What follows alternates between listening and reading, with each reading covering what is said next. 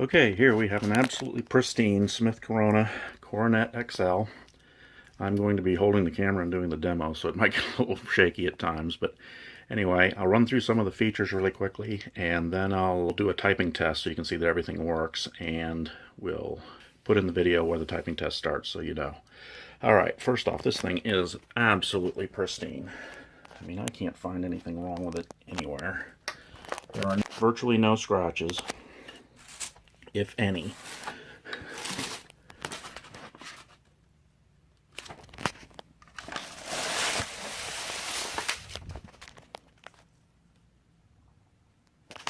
There's all four sides on the top. Let me put this down for a second and I'll do the bottom. This is the bottom of the machine. There's the Smith Corona label with the model number and everything on it, serial number, etc. The bottom of the machine overall is gorgeous, as you can see. Replacing a ribbon. The ribbon is the easiest thing I've ever seen to do on this one. Push this button, pull it out like a cassette. To put it back in, just set it in place and push, and you're done. That's the ribbon replacement. You have touch controls and impression controls, in other words, how hard it hits the paper and how dark it is. The touch controls are beautiful. It goes all the way from something like about a computer touch, which is, you know, virtually nothing, to a normal kind of typewriter touch. To release the platen, to move it back and forth, you just hit either one of these back buttons and you're good. Margin or spacing is right there. You have your push-up down ears like normal. They come up together, which is nice. There's the settings for either end of typing, and I guess I probably should move these in. This is a nice wide cartridge, by the way.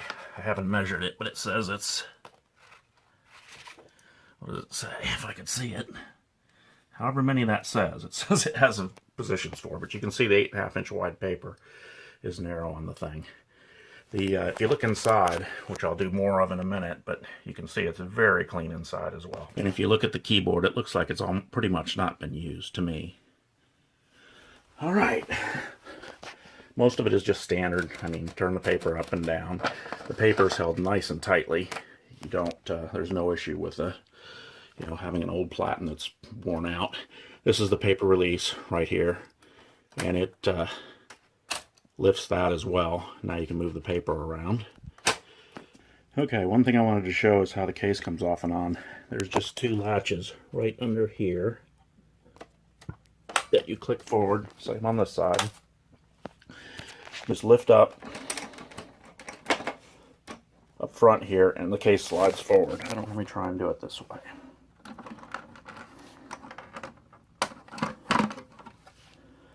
And then the case is off. Show you the inside to show you how clean this is, which is nice. Okay. Much as I can get the thing to focus. Come on, phone.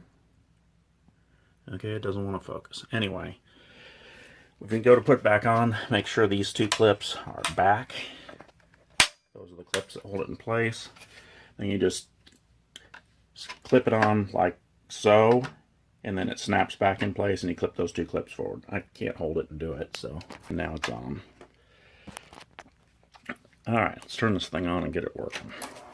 Okay, flick it on. You can hear it comes on, a little hum. Return it back to the start. Let's do a type.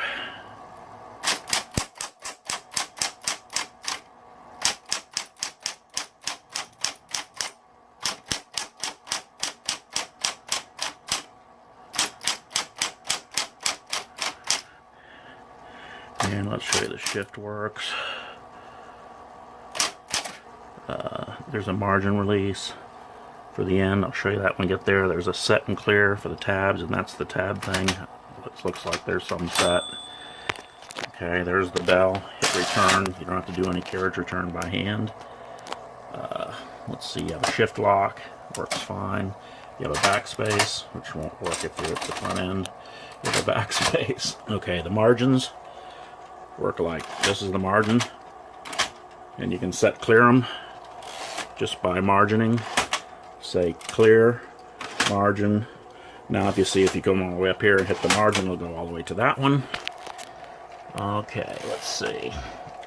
Back to the front, which I could have done like that. Let's see if we can type here.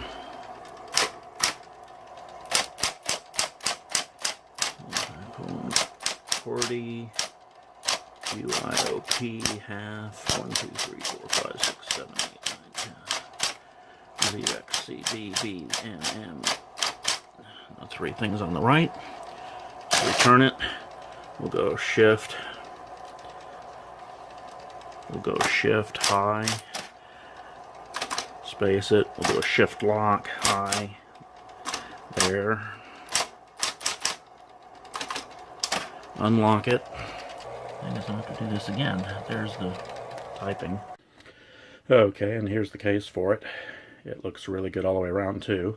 The handle was broken and gone, so I put a leather strap handle on it that you can set up or pick it up. It pulls up and you got a nice, it's triple wrap, so it's just as nice a material underneath as on top.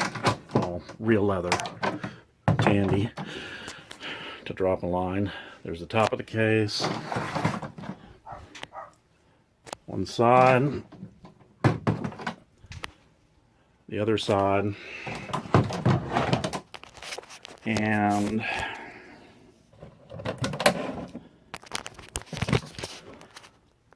the inside of the case. Case opens and closes just fine. And like I said, the handle sets down pretty much flat. I'll put something in between there to hold those together, but it looks, I think, really nice.